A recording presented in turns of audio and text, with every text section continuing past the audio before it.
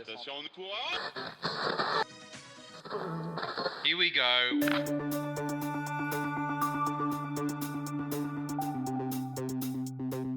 Let's take advantage of this.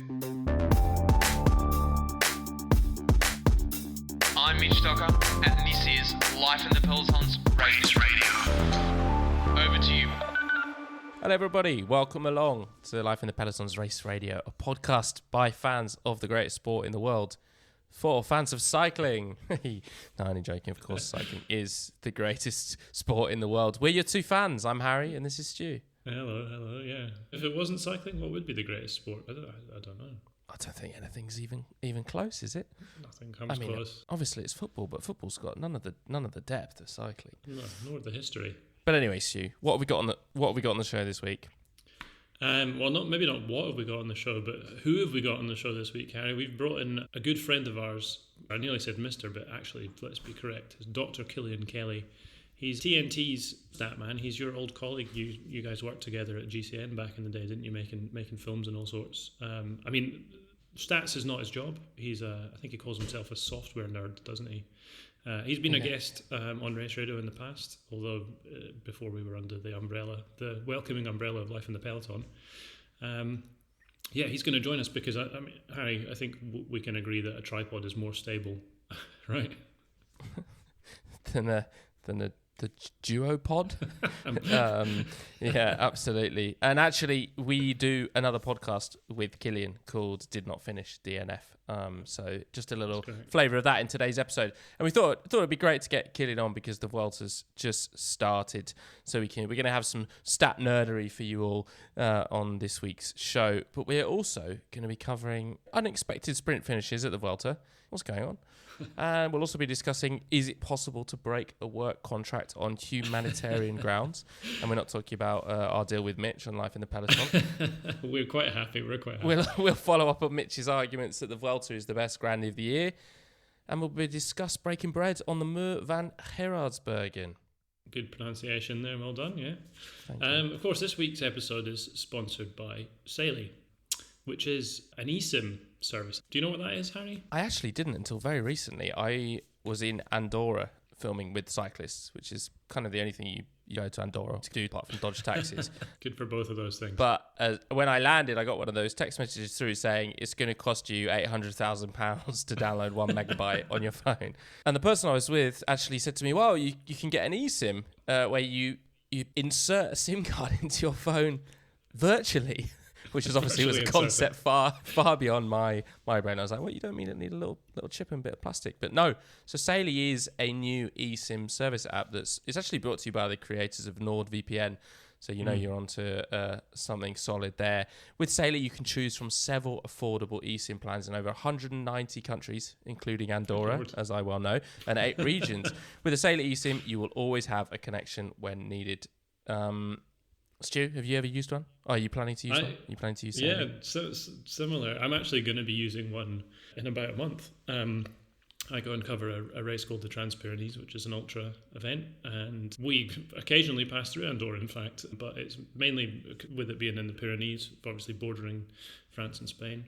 What's handy is you can have a SIM that covers you for both places. You can buy a SIM for one country, you can have a SIM for multiple locations at once. It's all good. You go away, you're not going to get your pants pulled down by your domestic service provider, which is nice, a nice feeling. I mean, if you're going to pull your pants down on holiday, you should do that under your own steam, I think. Pants pulled down by your domestic service provider. That's a great sentence, Stuart. And best of all, Cillian, you're offering Life in the Peloton listeners a discount. 15% off, no less. You just need to go to saily.com. That's spelt SAILY.com/PeloSurf. And you can get your 15% discount. Top notch. Look who's popped up in the chat, Stu. None other than our guest, Dr. Cillian Kelly. Hello. Hello. How's it going? Good. I'm sure you'll be fairly well known to listeners of the Life in the Peloton audience, Cillian, but tell us a little bit about yourself. We've already introduced you as a software nerd and the official stat master of those who shan't be named. My friends at TNT. Yeah, I've been moonlighting as a stat nerd for TNT and Eurosport. It's not just the English-speaking crew; it's all of Europe. Holy moly. I have been influencing. You're operating like an eSIM there, Cillian, really, aren't you? You're covering multiple regions at once. 100% service in all locations. Yeah. Just give me the money and I'll appear wherever you want. What that means in practice, right, Cillian, is that you have this extraordinary sort of knowledge and deep depth of cycling history, and you also have a very curious brain that likes to pick away at numbers and work out stories behind it, right? And so you're delivering these stats to the commentators, which they can then regurgitate and pass off. Yeah, that's effectively it. Well, like I think that I mean, my understanding was that they used to get these stats from other proper big operations, not just people like me in my bedroom, but big companies. But like that, the stats are very dry. They're just information, and it was very, I don't know, I found it quite uninspiring looking at some of the past examples. So yeah, I mean, I do deliver them stats, which I don't know, maybe some people find dry, but I try and hydrate them with stories and a bit of context and why are these things interesting, not just because so-and-so won 20 races or whatever it might mean. Like, why is that interesting? And I think it does make a big difference, and that's a large part of what I find interesting about cycling is picking at these things and learning why certain feats are impressive. Hydroponic statistical analysis delivered direct from your bedroom there, Cillian. That's kind of... people don't know that they need it, but they do. They do need it, I would say. Well, actually, I think we're at the crest of a great statistical wave, are we not, Cillian? People have never loved stats more than they do right now. Well, I mean, it is irrelevant. I don't know about that. Come on, people are not going mad for it.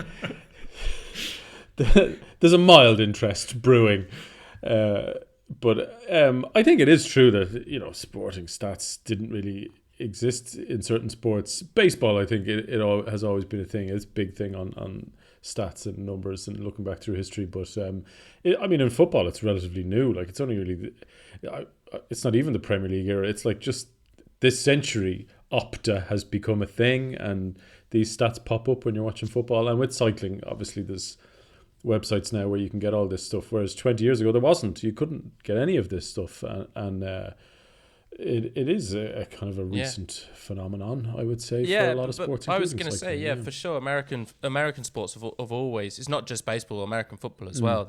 They obsess over yardage and scrimmage gain and things like that. It's really I don't know what that says about the way they enjoy sports compared to the way we do, especially a sport like cycling. But it's also somewhat ironic that we're now finally catching up to them when stats are actually, I don't know whether you saw, but Trump's been saying that the National Office of Statistics, all of their stats are wrong and made up. So maybe what I'm saying is maybe in 15 years' time, we'll be calling your stats out and saying they're... Maybe they are. Like, maybe people just haven't gone to the trouble of proving me wrong because it's just so time-consuming. maybe that has happened.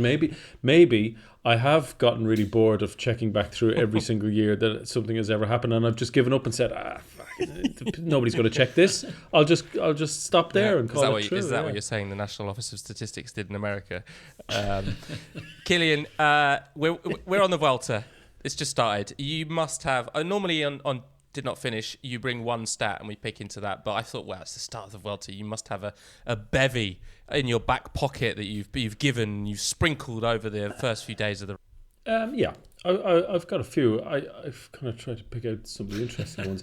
One of the things that I think has been emerging is that Jonas Vingegaard is pogifying himself. He's trying to become the pog.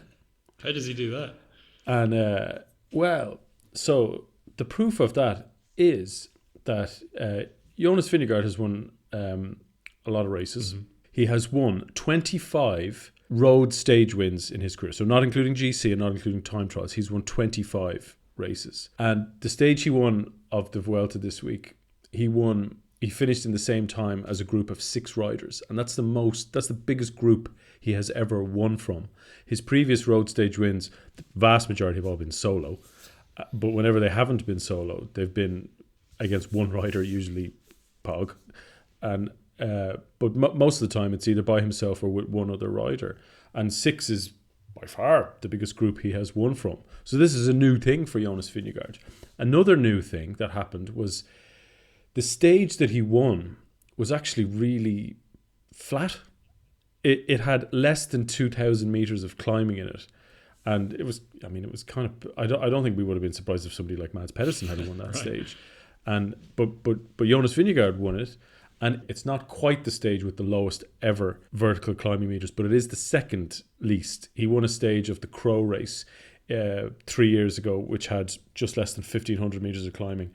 But this one, with 1,910 meters, was like the easiest stage he has ever won. He doesn't tend to emerge until there's 4,000 or 5,000 meters of climbing. That's when he usually wins. So he's doing something different. And it makes me wonder, would he do it if Pog was there, or is he kind of just filling the gap? But I because mean, there is there's no question his explosivity. We've seen that more recently. Even failing against Pog, he still looked more explosive.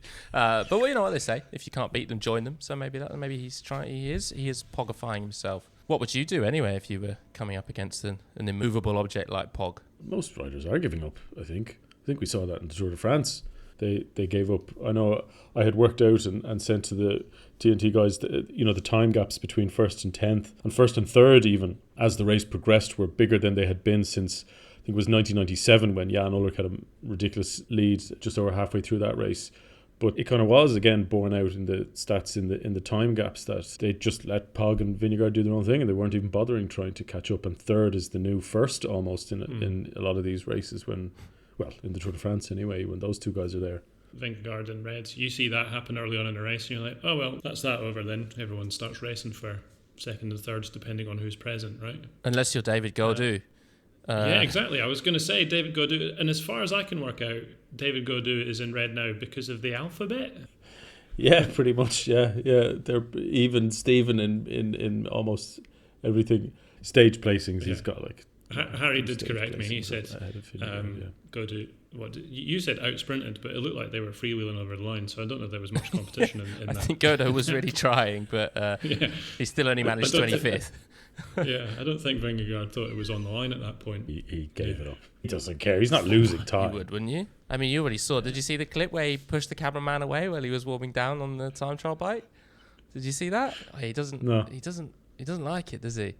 He was just like, bugger off. Yeah, he's a prickly little pear, isn't he, Jonas? But I'm sure he'll be happy once the first proper mountain station, he puts 3 minutes into them all. What else have you got, Cillian? Well, I'll give you something a bit left field that I Nice. uncovered. Here we go. It's not really a stat as such. It's a piece of history which I wasn't aware of. Love history. Which I find quite interesting. Right, so the stage 4 finished in Voiron in France, Yep. unusually. And I was looking back through Grand Tour stages which had gone through there before. And a stage, not very many stages have, but one stage in the 1977 Tour de France, stage 18, began in Voiron. And it finished in Saint-Etienne. And it was not very memorable, I would say. It was won in a very long breakaway by the Portuguese rider Joaquim Agostinho, who had previously been the only Portuguese rider to have finished on the podium of a Grand Tour before João Almeida, who is hoping to do it again now in the next couple of weeks. So Agostinho won the stage, and a Spanish rider called Antonio Menendez finished in second. Now, the reason this gets interesting is because really niche. I'm loving it. Well, it's about to become less niche, right? I'm about to blow your minds. So Yes. Agostinho and Menendez both failed dope tests and were disqualified. And the rider in third place, can you guess who it was in 1977? Eddie Merckx. Yes. Yes. And this was 2 years after he had won his 34th and final stage. And they didn't award him this stage. And I don't know why. Because a previous stage in that race, the same thing had happened. Joop Zoetemelk won the stage, got popped in his post-stage dope test, and the winner of that stage was changed to the second place rider, Lucien Van Imp. But this one wasn't. And I'm not sure why, but this would have been Eddie Merckx's 35th stage win. This is, you have blown my mind. This is putting everything Mark Cavendish has built his entire career towards into He needs to come out of retirement and ride next year's Tour de France just to set my the... God. Can you imagine a dog test in 1977 as well? Imagine how fizzy or piss it'd have to be. Too right. But Cillian, this is making me think, are there any others? Well, it's a very inconsistent thing. I've joked a few times before. Like there's a couple of things that are the big enemies of statisticians or facticians or whatever you want to call me. Team time trials is one. Don't know what to do with them. Eddie Merckx has won several of those in the Tour de France as well, which doesn't and they won't count towards really? his 34. But if Cav had won one, he's won one, and I it think. counted Or towards it. Maybe. Okay. No, it didn't. No, nobody ever really counts team time trials towards these things. I think Eddie Merckx won 4. Hold on, didn't Mitch win a no, team time doesn't trial count. at Giro? He did, yeah. In Ireland. So Yeah. you're striking Mitch's only Grand Tour stage win off. I don't know. Maybe it depends who you are. Sorry, Mitch. The context. Yeah. But yeah, I am. Yeah. It doesn't count. You're going to get us in trouble. Look, we've invited you to come and hang out at our dad's house, right? You're going to get us in trouble. Yeah. Sorry, Mitch. But yeah, so team time trials and reorganizing victories after people have tested positive, it's just so inconsistent. I mean, like that even in that race, there was 2 things that happened which were wildly inconsistent. You know, like Lance Armstrong and Floyd Landis are inconsistent. What happened with those 2? Landis's victory was given to someone else. Armstrong's weren't. It's very inconsistent. If you look back through the years over, especially stage wins, rather than overall wins, nobody really knows. It's not like there's a ceremony for a stage win where you pass over like the trophy, the way they kind of do with the yellow jersey when it's happened a few times. So yeah, I find it very irritating, but I think that one was really interesting. I don't know what to do with that. I don't know what to think about anything. You really did. You've gone from niche to. You really did shock me to the core there. Do you know what I'm thinking here that because I would never. I bet even you would have never have thought that you could actually earn a bit of money doing this, and now I'm thinking you could be the UCI's fact guy, and ASO's fact guy. And you could go back and be the revisionist historian, and you could rewrite the history books of cycling. We could make Cav get back out of retirement. We could give Armstrong's tours to the rightful winners. Yeah, and Ulrich. Yes. There you go. Dear. Just as he That said. sounds like if you did that whole spiel again, Harry, in the movie man voice. It sounds like a trailer to a great film. Yeah. And you get a tour. And you get a tour. And you get a tour. Exactly.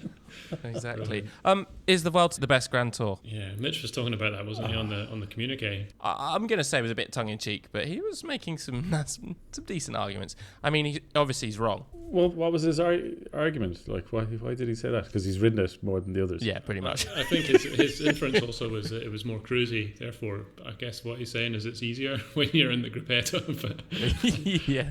you get all the what he pomp said. and ceremony of a Grandy without having to actually come home like utterly fucked. Yeah, and unless you're Vincenzo Nibali, it's much easier to get a tow back up to the bench, I think, without getting penalised. Not saying that Mitch did that, but it's possible. Yeah, very possible, I would say. Yeah, I actually got a I don't know, what do you call a message on Blue Sky? Tweet? A bleat? We'll go for that. A bolt from the blue sky. Yeah, a bolt from the Blue Sky from Tom Southam, who, race communiques, Tom Southam. Correct, yeah. And he said the Vuelta was shite. That it was awful for loads of reasons to do with big transfers, horrible oily food, shit beds, and he doesn't like it at all. I think he's confusing a job with being on holiday, which I think is a sort of the crux of like their discussion. Was a lot of it was like, if you were going on holiday, where's the best place to go on holiday? And you're like, well, France has got Paris. And you're like, yeah, okay.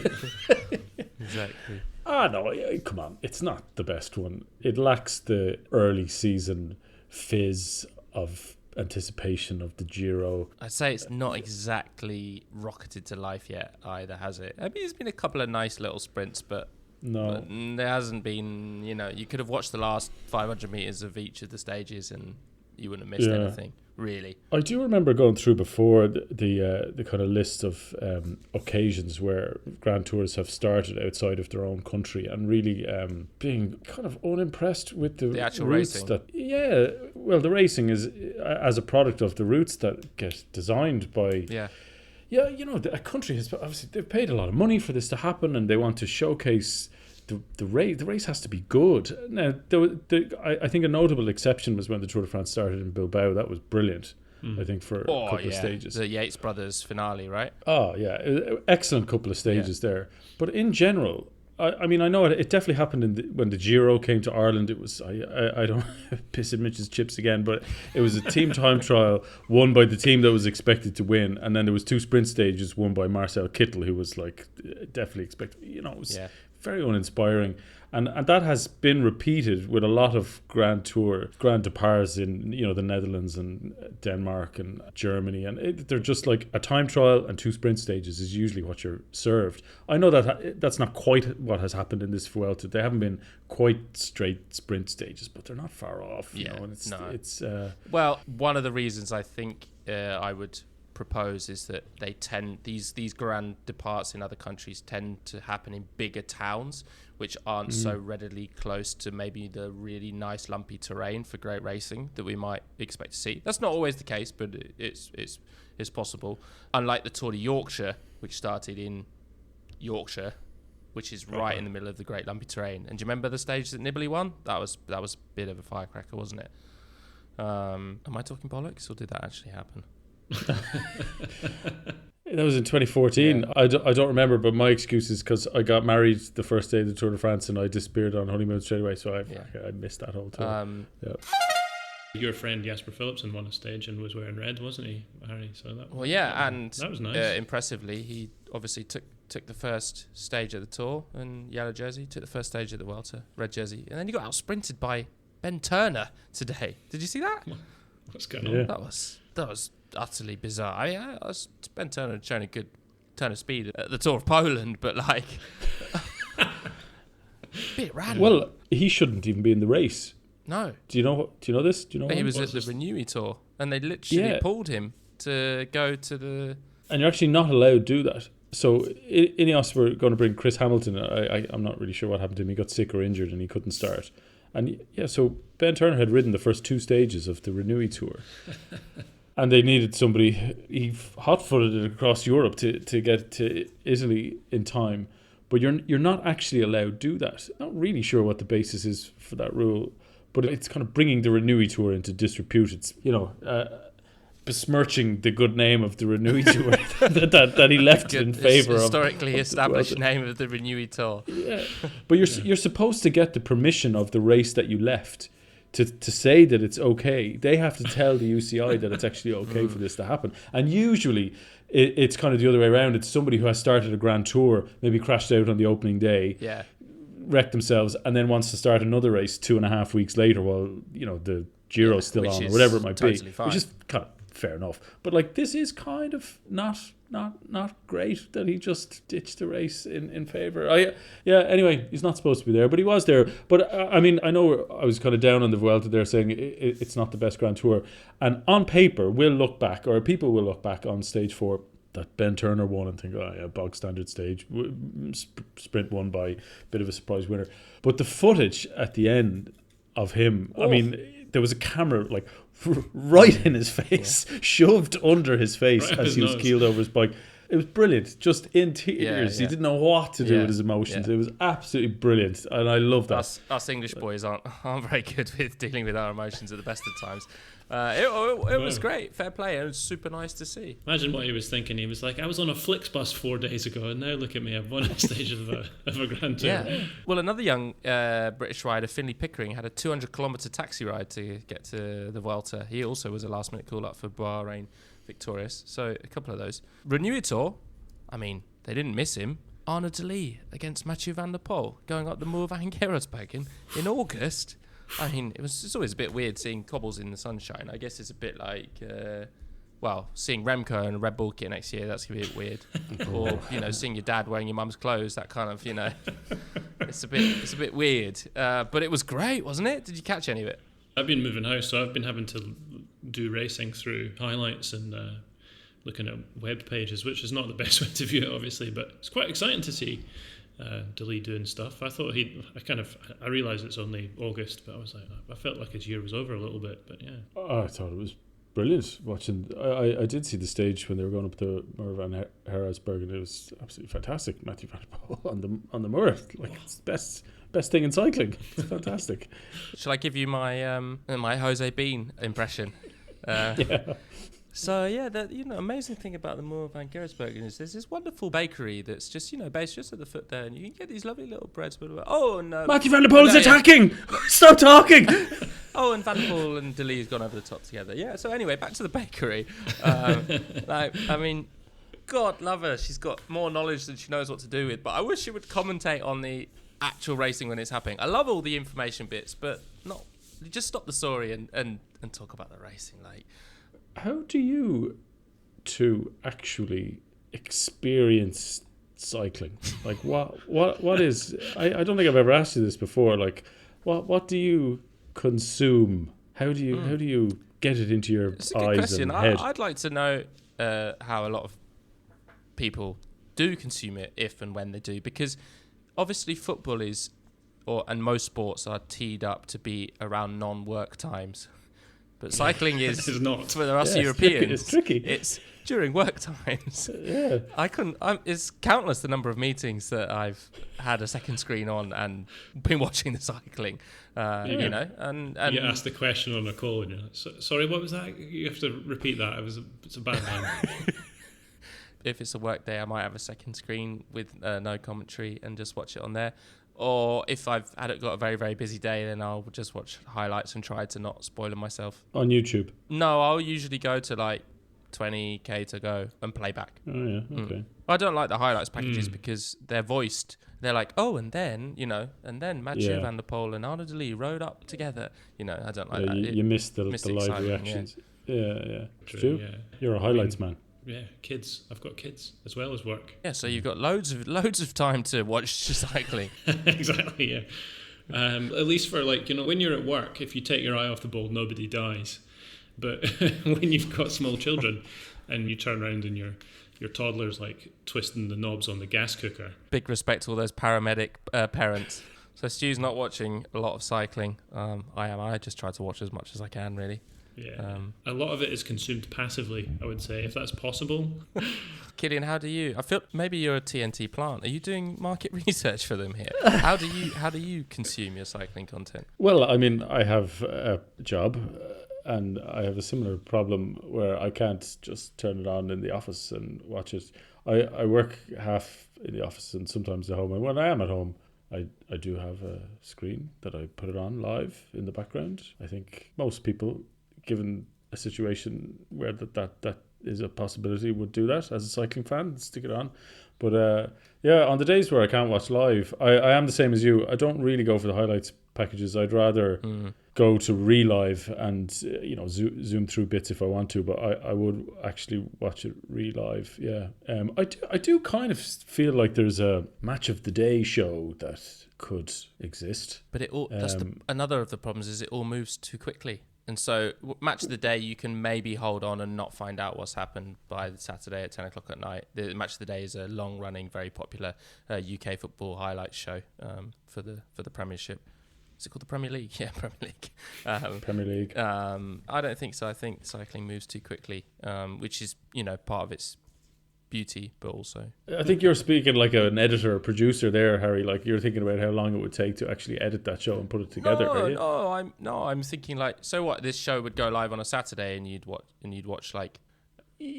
Yeah, I don't know. You're making me doubt myself. Yeah, it's probably not enough to do once a week. We're live concepting like a new show format here, by the way. So it's like maybe I think it's maybe a product of what cycling is like in August, because it's quite counterintuitive. Like I think people think, there's a bit of a lull after the tour while you're waiting for the Tour of Spain to start. But actually, August has the most amount of racing, most amount of races, most race days of any month in the year, and we're just at the end of it now. And there's like definitely at times over the last few weeks, I felt like there's too many. I don't know I don't know who's where. I don't know who's. It's crazy. Winning. And they're all like similar mid-level races. So it's very hard to Yeah. actually know the difference between them as well, even for super fans like us.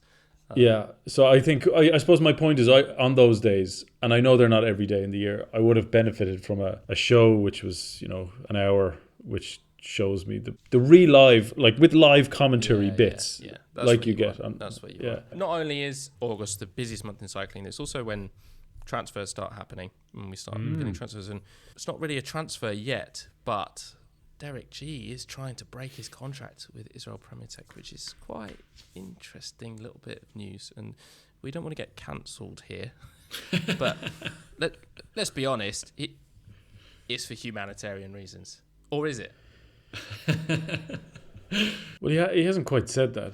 Do you think a rider's ever had a better excuse for attempting to do this? I mean, like, for all we know, there's things happening behind the scenes, contract-wise for him. And is there a better excuse to get out of one of your title sponsors? Yeah, I'd love to see it go to the courts, and then and Derek G says, "Oh, Your Honour, I just, for humanitarian reasons, I just couldn't possibly race for Israel Premier Tech." And who did you end up signing for in the end? For petrochemical company Ineos Grenadiers. We're like, oh yeah, nice, okay. I hope he does. I think he's remaining coy at the moment because he's obviously in a bit of a legal grey area and nothing has been finalised. But he's kind of giving off the whiff of somebody who will say the real reason when he is, transferred onto a new team. He'll tell us exactly why he did it. Like Jakob Fuglsang has kind of said this. Yeah. Already, he retired recently, and he obviously was riding for them. And I don't want to misquote him, but he basically said it was an extremely uncomfortable feeling riding around with that country's name on his chest. For sure, I've noticed a lot of the riders just say IPT; they don't refer to the team's full name. Well, I think the commentators have started doing that. Yeah. So you'll be saying we'll be seeing Jakob Fuglsang and Derek G on stage at the next kneecap tour, shouting "Free Palestine." All right, I think that's enough chat for this week. Thank you very much to Cillian. And like I said, if you like the sort of the musings and ramblings and statistical nerdery that Cillian provides us, you can catch us at our other podcast, Did Not Finish. Of course, this has been Life in the Peloton's Race Radio. Thank you, Stu. You're welcome. Thank you, Harry. Thank you, Cillian, for coming along.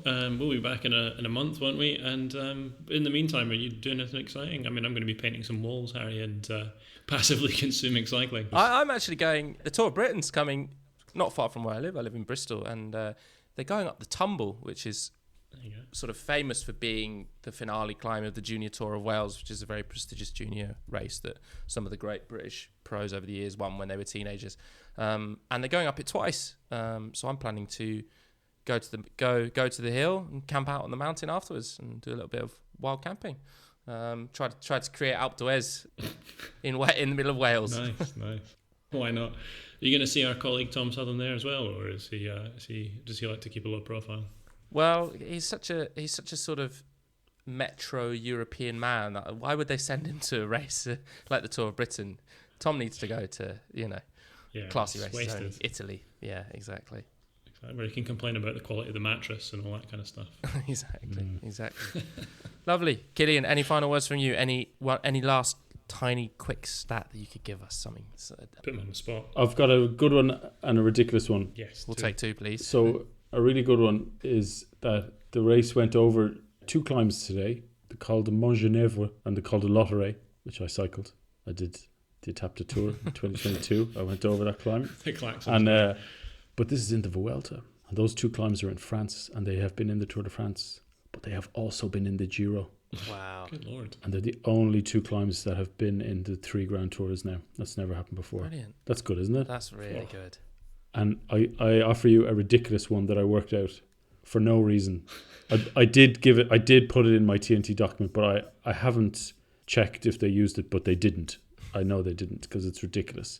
Primož Roglič has won Grand Tour stages in the most months of the year. He has won Giro stages in May. He won stages of the Tour in July and September in 2020. And then he won stages of the Vuelta in August and September in a normal Vuelta, and October and November in the weird Vuelta in 2020. So yeah, Amazing. Yeah. Well, maybe on one of the interminably long sprint sort of nothing days, you might get Rob Hatch. Keep your ears peeled for that one. You never know. Peel your ears. Thank you, Cillian. Nice. Cheers, Stu. Cheers. Good night.